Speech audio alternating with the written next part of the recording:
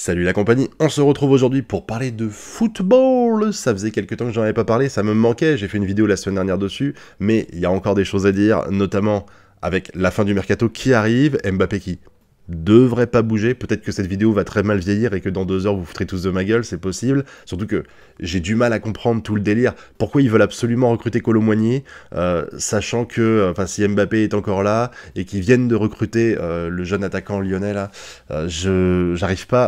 J'arrive pas à comprendre en fait tout ça. Honnêtement, c'est la première année que je trouve que c'est aussi nébuleux ce qui se passe avec Mbappé. Autant j'étais sûr de moi il y a pas si longtemps que ça à propos de tout ce qui se passait, que ce soit du côté des positifs ou négatifs.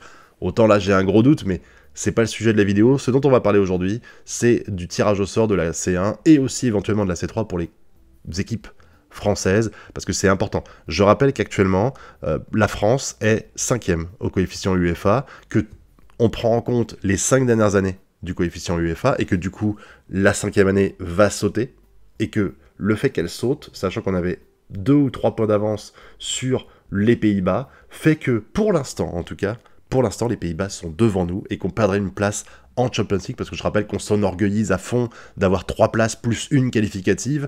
Là, on en aurait plus que 2 et une qualificative, je crois. Donc ça ferait très mal, même si je pense que ça durerait qu'une saison, mais il faut pas que ça nous arrive. Donc il faut impérativement qu'on s'en sorte bien, et pour ça, il faut que toutes les équipes, parce que je rappelle que les points qu'on gagne pour le coefficient UEFA sont les mêmes en C1, en C3, en C4. Que tu gagnes un match contre le Real Madrid en C1, ou que tu gagnes un match de C4 contre une équipe obscure de Roumanie, ça rapporte le même nombre de points, donc c'est vraiment important de tout réussir, mais on va quand même revenir surtout sur Paris, un peu sur Marseille, et puis sur Lens et compagnie. Déjà, il faut voir que Paris a ce qu'on appelle le groupe de la mort. Et c'est justifié, parce que quand tu vois les équipes qu'on est en train de se manger, ça va piquer quand même, ça va piquer sévère, parce qu'on retrouve Newcastle, qui est peut-être l'équipe la moins bonne, et encore faut le dire vite, parce que ils s'en sortent bien en ce moment, la moins bonne de cette équipe, et c'est dire à quel point, parce que l'an dernier, vraiment, je pense que toutes les équipes sont à peu près au niveau, voire au-dessus de la meilleure équipe qu'on a eue dans le groupe d'avant, à savoir Benfica, c'est ça Benfica je crois,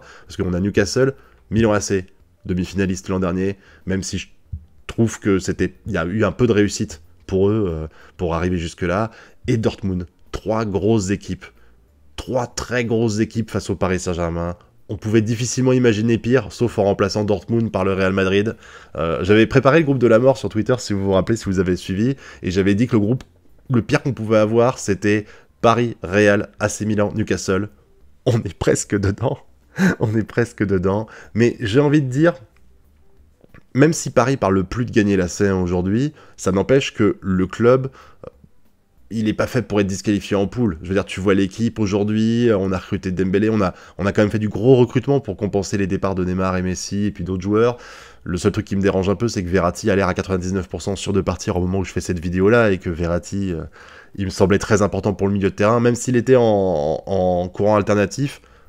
On a pu les milieux de terrain qu'on avait il y a 5-6 ans dans le club, et tu vois bien que ça va pas. Le milieu de terrain, pour moi, c'est le nerf de la guerre dans le football, et le milieu de terrain ne va pas au Paris Saint-Germain. Là, c'est vraiment très très très très light pour une équipe qui peut ambitionner de finir régulièrement en demi-finale minimum de C1, mais on essaye quand même de s'en sortir, et on a sans doute la meilleure équipe du groupe, malgré tout ce qu'on peut dire. J'ai vu des rumeurs qui disent que on est l'équipe qui a moins de chances de se qualifier de ce groupe-là. Faut arrêter de se foutre de ma gueule quand même. Faut arrêter de se foutre de ma gueule.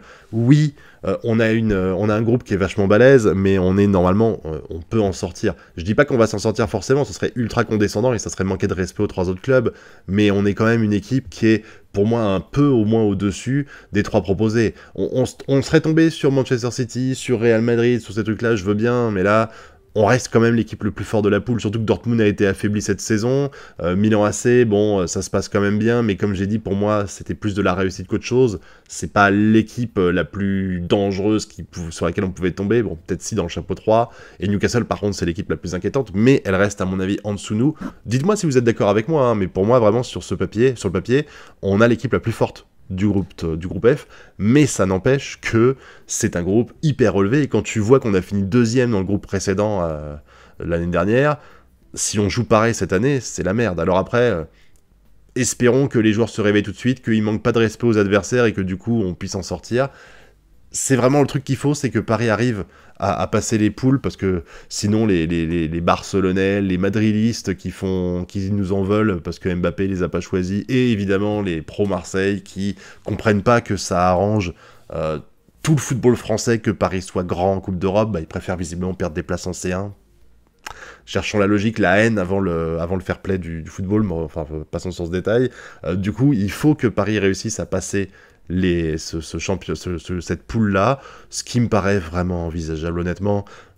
Je vois pas ce qui les empêcherait de finir dans les deux premiers. Sincèrement, mais encore une fois, la vérité du terrain, c'est pas la même. Et là, sur un ou deux matchs, il suffit juste de se chier dessus, par exemple, de perdre 1-0 contre Newcastle, et tu mets en danger tout le reste. Vraiment, je crois que c'est ce qu'a dit le président du PSG. On va jouer 6 matchs de prestige. Et de toute façon, quand tu veux gagner la C1, faut être au taquet direct. Peut-être que ce sera une bonne chose pour Paris d'être au taquet direct et de pas attendre février pour commencer à se réveiller un petit peu. La saison, elle commence pas en février avec les huitièmes de finale. Elle commence là maintenant. Donc autant qu'ils commencent maintenant à être bons, sinon autant plus la jouer la C1 si c'est pour faire ça. Après, on a aussi Lens qui a un groupe, c'est pas le groupe de la mort, mais Séville, Arsenal, Eindhoven et Lens. J'ai du mal à imaginer Lens réussir à faire autre chose que quatrième.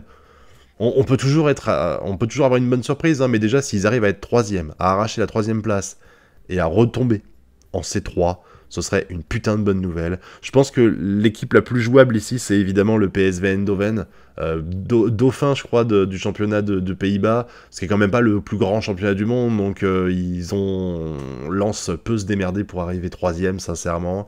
Je vois pas Arsenal et Séville se faire disqualifier, enfin, tomber.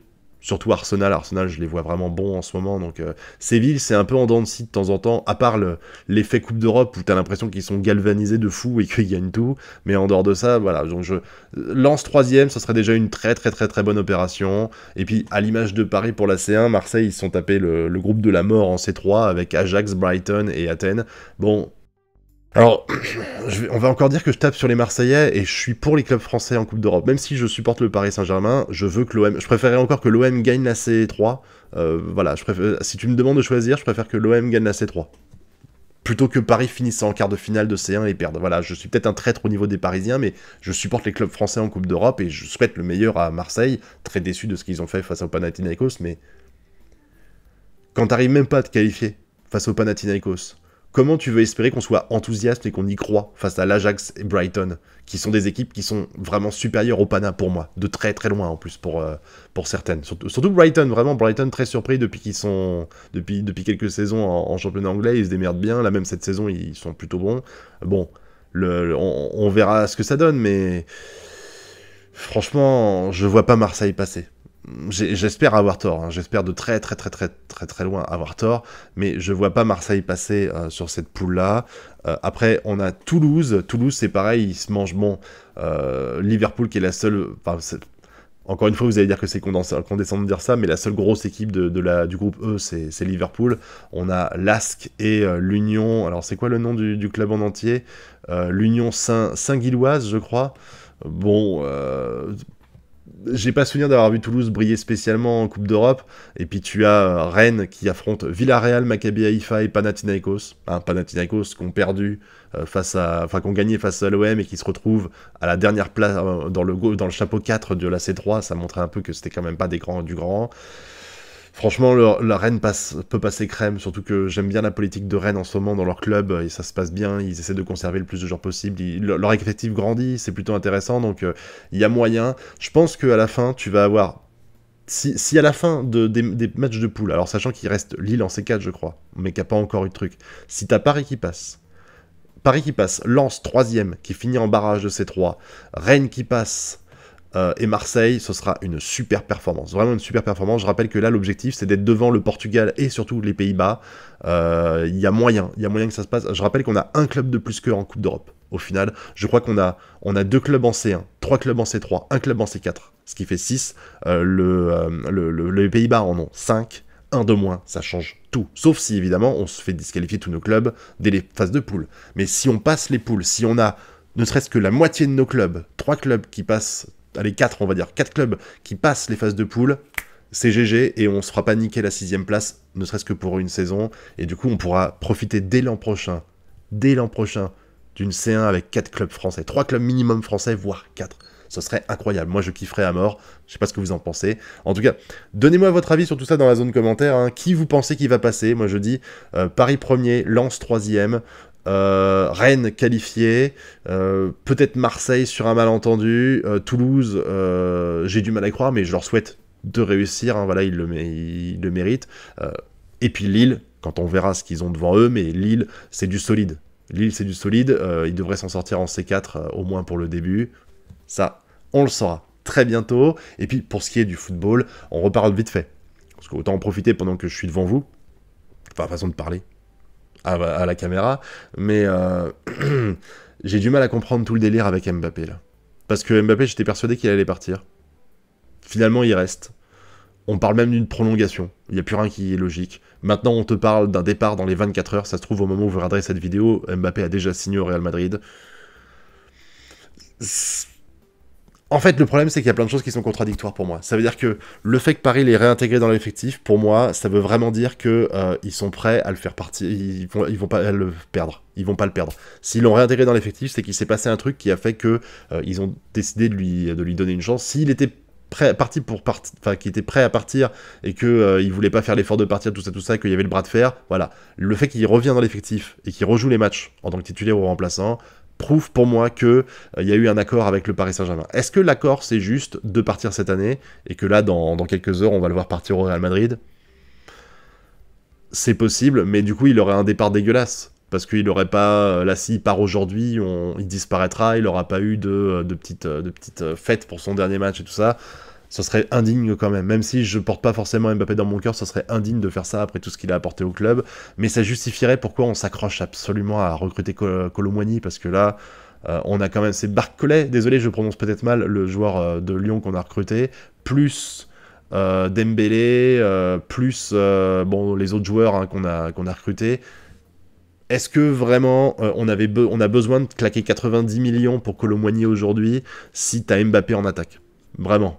Alors je sais qu'on a une profondeur de banc dégueulasse et que c'est cool d'avoir ces joueurs-là pour pouvoir compenser une absence ou pour jouer un joker à la 70e minute. Là, il n'y a pas de souci avec ça. Mais putain, là, la priorité, c'est le milieu de terrain, les gars. Le milieu de terrain, c'est une hécatombe. C'est vraiment le problème du Paris Saint-Germain, c'est le milieu de terrain. Et t'as l'impression qu'ils font rien pour le régler. Rien. Est-ce qu'on a recruté un joueur cette saison pour aller au milieu de terrain? Un joueur qui peut être titulaire. Je veux dire, on va perdre Verratti, qui est quand même...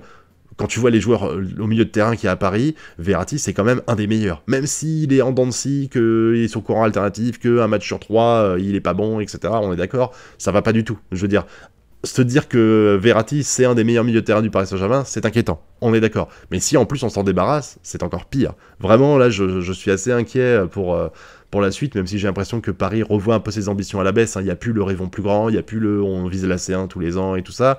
Mais... là, je suis... Le projet sportif a l'air plus cohérent, mais j'arrive pas à le comprendre. C'est assez paradoxal, en fait. C'est de se dire que là, en ce moment, ce qui se passe au Paris Saint-Germain, ça a l'air d'être plus cohérent, mais les emplacements où on a l'air d'avoir des faiblesses, en fait, on fait rien pour les arranger. On recrute des joueurs, des très bons joueurs à des bons postes en attaque, mais à côté de ça, qui est-ce que tu as recruté en milieu de terrain? Qui était le problème pour moi de l'équipe l'an dernier? Rien. Ou alors j'ai raté les joueurs, c'est possible aussi. Hein. Voilà, donc dites-moi ce que vous pensez de tout ça dans la zone commentaire, et puis nous on se retrouve bientôt pour de prochaines vidéos. N'oubliez pas le pouce bleu, l'abonnement et le partage. Si vous avez envie que je fasse plus de vidéos sur le foot, dites-le en commentaire. Voilà, ça fait plaisir en plus à mon petit ego. Et je vous dis à très bientôt. Tchuss!